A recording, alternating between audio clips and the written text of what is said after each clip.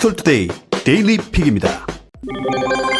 최근까지도 010이 아닌 소위 01X 번호를 사용하는 휴대전화 이용자들을 심심찮게 볼 수 있죠. 아직까지는 이 2G 번호를 사용할 수 있지만 언젠가는 사용이 중지될 거라는 얘기가 계속 나왔는데요. 2G 이용자들은 기존 사용 중인 011, 017 번호를 계속 사용할 수 있게 해달라는 내용의 헌법 소원을 내겠다고 예고하는 등 법적 대응을 준비 중이라고 합니다. 중앙일보는 지난 1월 SK텔레콤이 재신청한 2G 서비스 조기 종료에 대해 과기정통부는 이달 말부터 본격적인 검토에 들어간다고 보도했습니다. 과기정통부는 이미 SK텔레콤의 2G 서비스 장비의 노후화 정도와 부품 재고 현황 등을 두 차례에 걸쳐 현장 심사했습니다.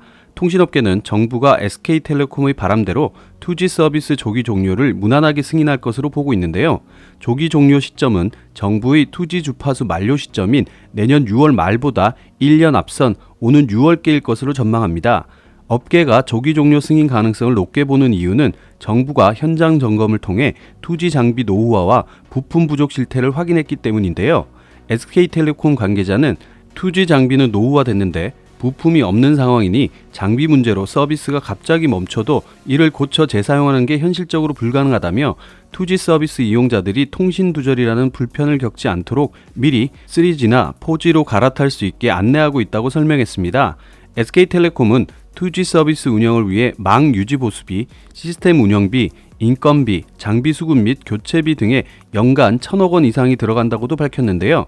2G 주파수 공식 만료일인 내년 6월보다 1년 앞서 2G 서비스가 조기 종료되면 1,000억 원을 아껴 5G 망을 구축하고 서비스를 확충하는 데 집중할 수 있다는 것입니다. 2G 사용자들은 SK텔레콤과 과기정통부에 3G나 4G로 이동해도 기존 사용하던 011, 017 번호를 유지해달라고 주장도 펴고 있습니다. 현재 2G 서비스 사용자들만 010이 아닌 011, 017, 019 번호를 사용하고 있는데요. 3G 등 다른 망으로 이동하면 기존 번호는 소멸하고 010으로 시작하는 번호를 새로 발급받아야 하는데 이를 거부해 법적 대응을 하겠다는 것이죠. 이에 통신업계 관계자는 휴대전화 번호는 정부 자산으로 개인의 소유물이 아니다라면서 정책에 따라 유연하게 변환되어야 하는데 이를 개인이 소유물로 주장하는 것은 일종의 알박기라고 비판했습니다. 과기정통부 관계자는 010 번호 통합은 2004년 법제화돼 일관되게 지켜온 정책이라면서 정책의 일관성과 형평성을 고려해 2G 가입자들이 주장하는 01X 번호 유지는 불가능하다고 말했습니다. 코로나19로 그동안 각종 시험들도 중단되거나 장기간 연기됐었는데요. 사태가 어느 정도 진정되면서 중단됐던 시험들도 다시 시작되고 있다고 합니다. MBN은 야외에서 치러진 시험장에는 겨울 외투에 선글라스까지 등장했고 라텍스 장갑을 끼고 시험을 보는 풍경도 연출됐다고 보도했습니다. 코로나19로 2달 동안 미뤄졌던 보험 설계사 시험도 재개됐는데요. 사회적 거리두기로 인해 시험은 야외에서 치러졌고 책상 간 간격도 5m 정도 떨어뜨려 배치했습니다. 야외 시험인 만큼 진 풍경도 벌어졌습니다. 두꺼운 겨울 외투에 담요는 물론 핫팩까지 등장했고 햇살을 피해 선글라스를 낀 응시생도 있었습니다. 바람까지 부는 악조건이었지만 그래도 연기됐던 시험을 볼 수 있어 다행이라고 말합니다. 지난 2월 시험 이후 4차례 연기됐던 토익 시험도 치러졌습니다. 혹시나 감염될까 마스크에 라텍스 장갑까지 껴야 하는 상황이지만 시험을 치를 수 있어 다행이라는 반응들이라고 하네요. 5급 공채 등 공무원 시험과 공공기관은 물론 포스코 등 민간기업의 채용 일정도 속속 확정되는 상황입니다. 코로나19로 인해 경기 침체 및 고용시장이 불안정해지고 있는 것이 사실이지만 잠시 멈췄던 채용시장은 다시 기지개를 펴고 있는 모습입니다. 코로나19 확산으로 재택근무 혹은 자가격리라는 말이 흔해졌는데요. 그만큼 집안에서 지내는 시간이 절대적으로 늘어나다 보면 가전제품의 사용 빈도도 커지겠죠. 동아일보는 코로나19 확산으로 침체에 빠진 가전업계에서 대형 프리미엄 제품들이 실적을 이끌고 있다고 보도했습니다. 업계에선 재택근무가 늘고 집에서 가전을 사용하는 빈도가 늘면서 대형 선호 트렌드가 나타난 것으로 해석하는데요. 가사노동의 부담을 줄이려면 대형 제품이 좋다고 말하는 이들도 많아진 데다 가전제품이 편안한 집콕 생활에 도움을 준다는 인식이 확산됐다는 시각입니다. 주요 가전업체는 품목별 대형 제품을 출시하면서 본격적인 시장 경쟁에 돌입하는 분위기인데요. 삼성전자가 26일 공개한 식기세척기 신제품도 대용량 트렌드를 반영한 제품입니다. 지난해 공개한 8인용 모델의 용량을 키워서 새로 출시한 것인데요. 눌어붙은 바풀 등을 떼는 고온 직수 기능과 살균 기능 등 프리미엄 성능을 유지하면서도 용량을 늘려 편의성을 높였다는 설명입니다. 업계에선 최근 식기세척기 시장에서 대용량 제품이 보다 잘 팔리는 흐름이 나타나면서 경쟁 포인트가 옮겨간 것이라고 해석하는데요. LG전자는 올해 디오스 식기세척기 전체 판매량 가운데 3에서 5인 가구용 12인용 비중이 올해 들어 90%에 달할 정도로 대용량 제품의 인기를 실감하고 있습니다. 주요 가전업체는 세탁기와 건조기 대용량 제품을 출시하며 용량을 특장점으로 내세우기도 했는데요. 삼성전자와 LG전자는 20일 나란히 국내 최대 용량인 24kg급 세탁기 출시 계획을 알렸습니다. 건조기 역시 대용량인 16kg급 제품을 세탁기에 결합하거나 일체형으로 붙인 신제품을 올해 들어 출시하면서 대용량 시장에서 치열한 경쟁을 벌이는 중입니다. TV 시장도 65인치 대형 제품에서 경쟁 구도가 치열해지고 있는데요. 코로나19로 인해 영화관을 대신할 만한 대형 TV에 대한 관심이 높아지고 있기 때문이죠. 가전업계에선 대형 제품 성장으로 올해 상반기 매출이 코로나19로 인해 타격을 적게 받았다는 분위기인데요.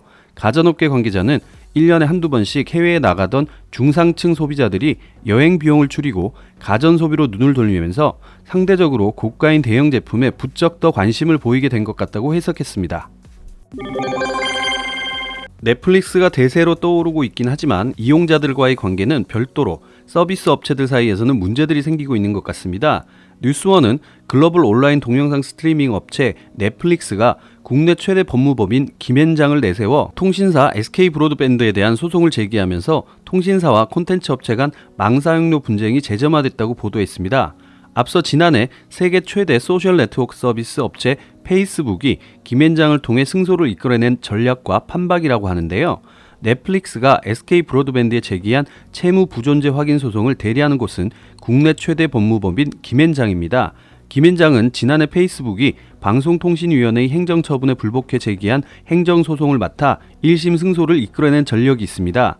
이번 소송은 넷플릭스와 SK브로드밴드가 망 사용료에 관한 협상을 하다가 여의치 않자 소송으로 번진 사례죠.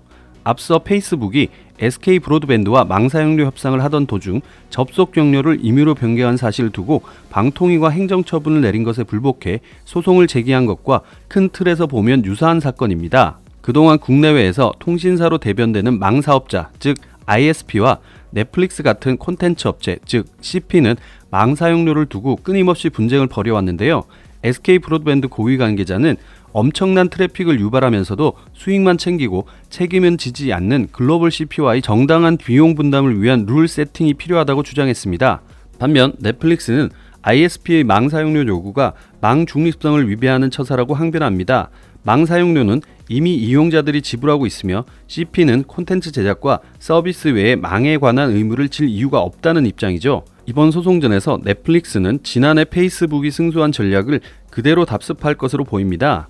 넷플릭스가 채무 부존재 확인 소송에서 현행법에 따른 망사용료 지급 의무를 두고 법리 해석에 기반한 논리를 끝까지 들이밀면 앞서 페이스북 판례까지 고려할 때 넷플릭스의 승소 가능성이 더 높을 수도 있습니다. 이에 대해 국회와 전문가들은 국내외 변화된 환경을 반영한 새로운 망사용 체계가 수립돼야 한다는 입장을 펴고 있습니다.